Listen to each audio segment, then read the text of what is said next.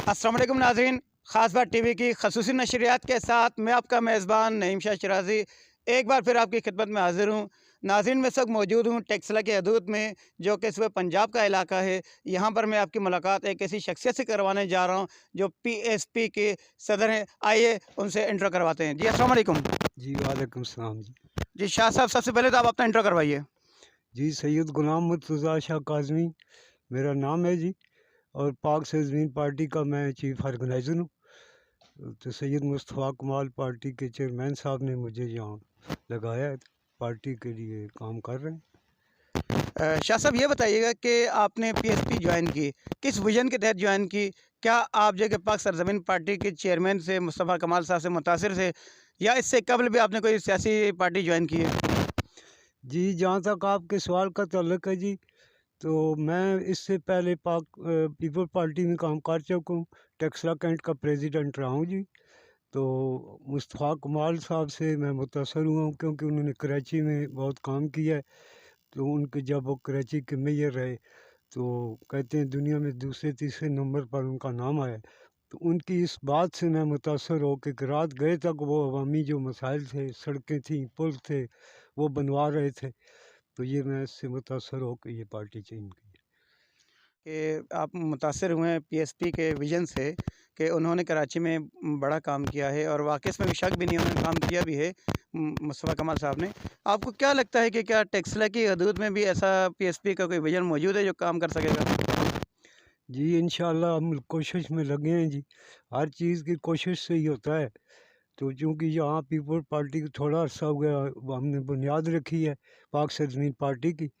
तो अगर मौका हमें मिला, अवाम ने हमें कोई मौका दिया, तो हम ज़रूर अवाम के लिए ही हम खड़े हैं और ज़रूर काम करेंगे। शाह साहब, आप ख़ास बात चैनल के तवज्जुह से आवाम को और पीएसपी चेयरमैन को क्या पैगाम देना चाहेंगे?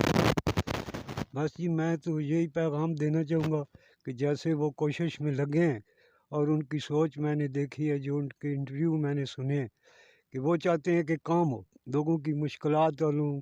ये लड़ाई झगड़े जो ख़ास कर कराची से अवाम मुतासर हुई है, तो ये चीज़ें ख़त्म हों, और अवाम के जो काम है, सड़कें टूटी हुई हैं और अवाम को जो तकलीफ़ हैं, वो दूर की जाएँ। यही हमारा मोटो और मकसद है, और यही पार्टी का भी मकसद है। जी, बहुत शुक्रिया।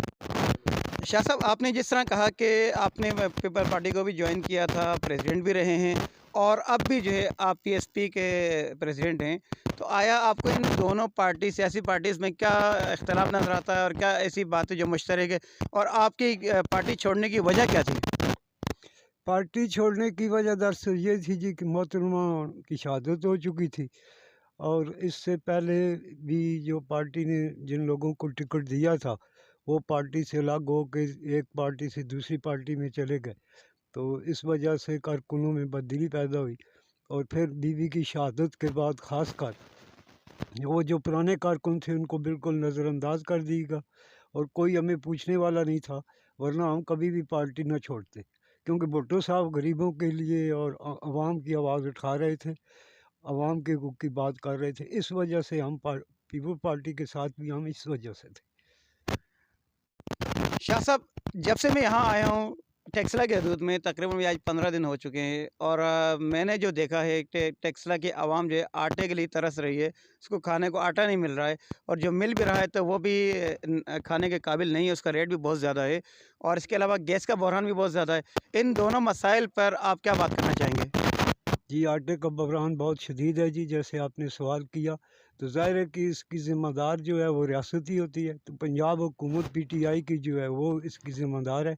इससे पहले जब तक नून लीग की हुकूमत बन गई थी पंजाब में, तो लोगों को आटा इधर मैंने देखा है जी, खुद ट्रकों के ट्रक तक़सीम किए गए हैं।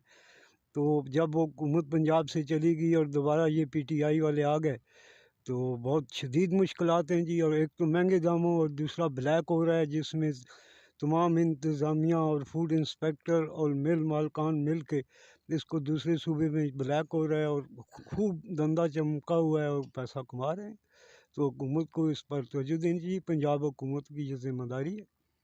शाह साहब, मेरा आपसे आखिरी सवाल है کہ اگر آپ برسر اقتدار آ جاتے ہیں اور آپ جو ہے اس علاقے میں جو ہے ایک سیاسی حیثیت اختیار کر جاتے ہیں تو علاقے کے عوام کے لیے آپ کا ویژن کیا ہوگا؟ آپ ان کو کیا فیسیلیٹیٹ کریں گے؟